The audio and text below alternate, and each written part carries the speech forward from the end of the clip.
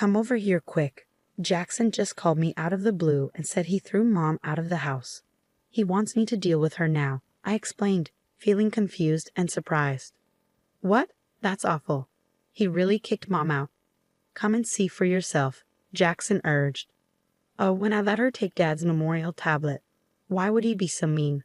Now that there's no money left from Dad's stuff, he doesn't want Mom around anymore. He sees her as a problem. I couldn't believe it. It turns out Dad had debts, and after paying them off, there wasn't any money left for us. I had no idea about this, and to make things worse, Jackson and his wife had been living in our family home all this time. It felt incredibly unfair. It's getting dark soon. If you don't come to pick her up, Mom will be sleeping on the streets. How could you be so cruel? I will never forgive you for this, Jackson, I said, feeling upset. I don't need your forgiveness. That's just too harsh, Jackson replied, hanging up without listening to me. He didn't answer any of my subsequent calls. When I finally got through to Mom, she confirmed everything Jackson had said.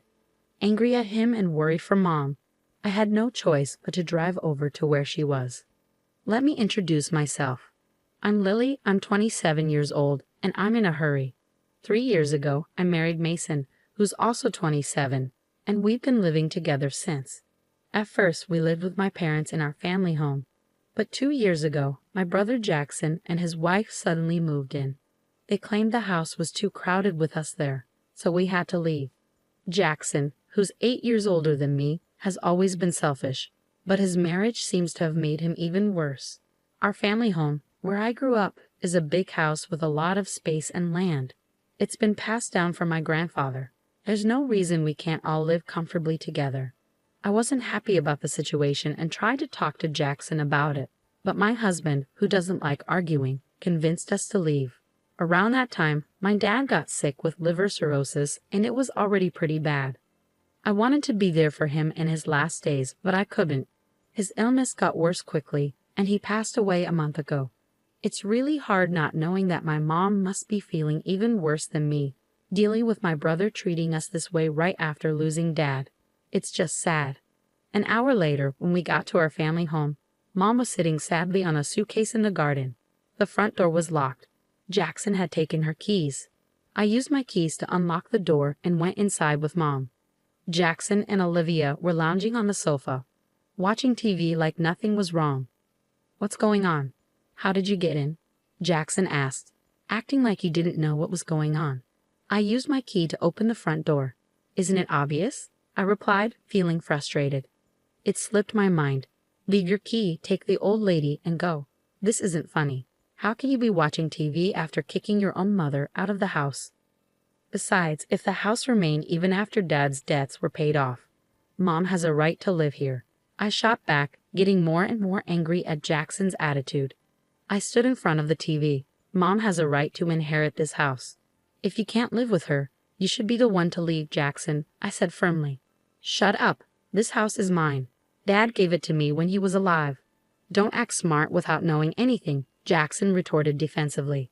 What do you mean? There's no way Dad gave this house to you, Jackson, before he died, Mom interrupted, looking confused and shaking her head. Seeing our confusion, Jackson smirked and stood up from the sofa, pulling out an envelope from a room in the back. Look at this. What's this? It's proof that I inherited this house, Jackson declared proudly. The envelope contained documents proving his inheritance, prepared by a legal writer, and his real estate ownership certificate. He explained that the property had been transferred to his name a month before Dad passed away. Mom and I were stunned as we examined the documents. Why would Dad do something like this? I sighed, gazing at his picture. Why would Dad hand over the house to Jackson without talking to Mom about it? Because I'm his favorite, obviously. I convinced him that Mom would get the house after he passed away, so he gave it to me while he was still alive, Jackson bragged. That can't be. I refused to believe it. Wake up and see the truth, Mom argued. No matter how many times we looked at the document, the property was indeed in Jackson's name. All this fuss over a house, my mom muttered in disbelief. Is there nothing else left for Mom? No other inheritance? Be grateful that the debts are paid off. This can't be happening. You're not just worried about Mom. You realize there's no inheritance for you either, right? Jackson sneered. The bank card he handed over had only a few dollars on it. I wasn't expecting Dad's inheritance, but it was a shock to find out he left me nothing. This is too harsh, I thought. To make things worse, Olivia was laughing at us, enjoying our misery. Just leave. You poor people don't belong here, she mocked. Jackson and Olivia pushed us out of the house forcefully. Ouch, that hurts. Mom cried out as she fell and scraped her hand. Blood started to trickle out, so I quickly wrapped it with my handkerchief. Tears of frustration rolled down my cheeks. Seeing me upset, my mom gently wiped away my tears. Her eyes were filled with sadness too. Mom, our place is small, but you can stay with us, I offered. But I don't want to bother Mason. I'll find somewhere else to stay, Mom protested. Don't worry, I can't just leave you like this. I'm going to call Mason right now. Just wait, I assured her. Wiping away my tears, I grabbed my cell phone and dialed my husband's number. Mason answered after a few rings. Hello? Mason, I'm sorry to bother you out of the blue. Mom has been kicked out of her house, I explained. As I told him what happened, Mason listened attentively, though he seemed a bit unsure. I held my breath, waiting for his response. Our apartment is pretty small compared to Mom's house. It might not be the most comfortable, Mason started, but I don't mind. Bring your mom over. We've been helped out in tough times too. We should help each other when we can. Thank you so much, Mason, I said gratefully. My husband is such a kind person. He couldn't leave someone in need. We quickly took Mom to our apartment, and from that day on, we lived together. But living with 3 people in our small apartment was tight. We didn't have enough money saved up to buy a house yet, but maybe moving to a slightly bigger place in the future would be a good idea. It was heartbreaking to see Mom squeezed into our small apartment. As my husband and I browsed through property listings on the computer, Mom's phone rang. After a brief conversation, she dropped a bombshell. Why don't we move to my Highlands condominium? She suggested. Hold on, what Highlands condominium? I asked, completely surprised. Mom went on to explain that my wealthy grandfather had been a big spender, leaving my grandmother with no choice but to sell their farmland to keep up. As for Dad, he was also known for spending a lot. And besides the house, we didn't have many assets. Worried about our future, Mom had wisely invested her earnings from before she got married in real estate. My husband and I were floored. It turns out, Mom not only owned a condominium in the Highlands, but also managed an apartment building, earning a significant income from her investments. I can't believe it. I'm sorry for not telling you sooner, Mom apologized. Anyway, the management company just called. There's an opening in the Highlands condominium. We can move in next month. What do you think? She proposed. We couldn't refuse such a generous offer. Plus, the Highlands condominium had 3 bedrooms, a living room, a dining room, and a kitchen, all just a 5-minute walk from the station. It was much more comfortable than our current situation. Thank you, Mom, but we might only be able to afford the same rent as we do for the apartment. I expressed my concern. You don't need to worry about that. We have to do things properly, even if we're family, my mom insisted. Oh, I need to let the landlord know we're moving out. Seeing my husband and me smiling with happiness, Mom's face lit up too. Time flew by as we got ready to move into our new home at the Highlands condominium. Before we knew it, 2 months had passed since we settled in. As I was getting ready to go shopping, I was surprised to see the Jackson couple suddenly appear at the entrance of the condominium. Why are you, a poor person, living in the Highlands condominium? Did you come into some money or what? Olivia sneered. Of course not. The Highlands condominium has always belonged to my mom, I replied firmly. Both Jackson and Olivia were shocked. What? They exclaimed together, staring up at the tall building. I couldn't help but laugh at their confused and silly expressions. Jackson's face turned red with anger. That deceitful woman. I can't believe she kept this from us while pretending to be poor. My mom never said she was poor. You just assumed that, Jackson. Plus, she inherited a big house. What's wrong with that? I argued. That's not the point. Don't shout here. It's rude to the other people living here. And how did you know I was here? Jackson demanded. Jackson said that when he couldn't reach Mom, he tracked her down using her phone's location. Olivia explained. Why are you trying to contact Mom now after kicking her out? I bet something mean again, I accused. Regardless, if Mom is here, I want to see her. Let me in now, Jackson demanded. You must be kidding. If you hurt Mom again, I couldn't stand it. If you have something to say, tell me, I insisted.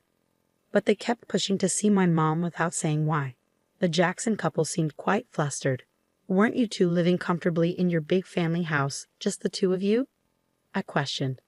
It's none of your business, Jackson snapped. Fine, if you don't want to tell me, that's okay. I have to go now. Bye, I said, trying to walk past them. But Jackson suddenly grabbed my arm tightly. Ouch, let me go, I protested. Just call Mom. Absolutely not. I'll call the police, I threatened. But Jackson just scoffed at me. There's no way the police would come for a simple family argument. Even if they did, there's no way you could sue me for just grabbing your arm. Feeling defeated, I stayed quiet. Fine, I'll tell my mom, but only if you tell me why you're here, I relented. The utility bills for that house are ridiculous. Just for the AC, the electric bill is $500. This is no joke, Olivia explained. Their old traditional style house had more than 8 rooms, so it was no surprise that utility costs were high. But even so, a $500 electricity bill seemed a little steep. It was a particularly hot summer, so they probably overused the AC. I thought you would have known that from the start. How would we have known? Mom used to pay the bills. Jackson scratched his head frantically as Olivia fumed. There's no way we would have known. Do you know the property tax for that house is $5,000 a year? Olivia exclaimed. What? I can't believe you didn't know. Why would an old house like that cost so much? How are we supposed to pay that? Jackson protested. Our house is old and has a large yard, so it's only natural that it would cost a lot to maintain, I pointed out. I also mentioned a reality to the Jacksons that they might not have realized. And you know, apparently it costs more in taxes to give away property while you're alive than after you pass away, I added. Wait, is that true? Jackson asked, stunned. I didn't know before, but now I know. My mom told me all this, I said, watching as the Jacksons looked really surprised. Olivia got mad and blamed them, saying, it's your fault for not doing your homework. Then they started arguing right in front of me. Jackson said, we worked hard to get Dad to change the name on the house. And now this is too much. I can't believe Dad did something sneaky like this. He even said it would be better to give it to me than to Mom. That's not fair. I realized, feeling shocked by my dad's actions. Taking advantage of the situation, Jackson said something surprising. You can have the house. Let's trade it for this Highlands condominium. Confused, I responded. What are you saying? The house isn't mine. It belongs to Mom. Please talk to Mom for me, I beg you. I'll just pass on your message, nothing more. What on earth are you even talking about? Jackson snapped, feeling foolish for even talking to them. I gave up on shopping and started walking back into the Highlands condominium through the entrance. But the Jacksons tried to follow me, which surprised me. I'll sue you for trespassing, I warned them. You just said that wouldn't be a legal problem, Olivia shot back. It seems like they won't understand until they face a real consequence, I sighed in frustration. I called out to the management office next to the entrance. Excuse me, could you please call security? Someone who doesn't live here is trying to get in. Wait a moment, the security guard, who was always on duty at the Highlands condominium, rushed over immediately. With the big security guard standing in front of them, the Jacksons looked startled. Once again, I warned them to avoid a repeat of the situation in the future. I didn't call the police just now because you only grabbed my arm. But if you try to use force or come back to the Highlands condominium, I will really call the police, understand? Don't make us do that. If I see you again, I'll report it, so go back to your mansion from Dad. Got it? I told him firmly. Looking scared of the police, the Jacksons quickly backed off. I returned to my apartment and told my mom about what happened with the Jacksons. But why did Dad let Jackson inherit the house? I asked, feeling sad. My mom smiled. Dad must have had a reason when he let Jackson inherit the house. He didn't want to trouble me or you, Lily. Even though Dad wasn't very interested in money, he cared a lot about me. Remember, he always said he loved you, Lily, so much, she added. Really? I was so happy to hear that my dad cared about me so much. When my mom heard about the house from Jackson, she muttered, Is he going this far? Because she realized he had given Jackson a serious punishment, even though Jackson was always selfish. You knew how Dad felt, Mom. I asked, surprised. Of course, dear. We've been together for 38 years. I know what he's thinking without him saying a word. Besides, Jackson never took care of Dad when he was sick, my mom explained. I misunderstood Dad. I feel terrible. I want to apologize, I admitted. Don't worry, Lily. Your feelings are reaching Dad in heaven. The ones who should worry are the Jacksons, who these days would buy a big, high-maintenance house like that. I bet they'll struggle to find a buyer, my mom said with a smirk. After a while, it became clear that my mom was right.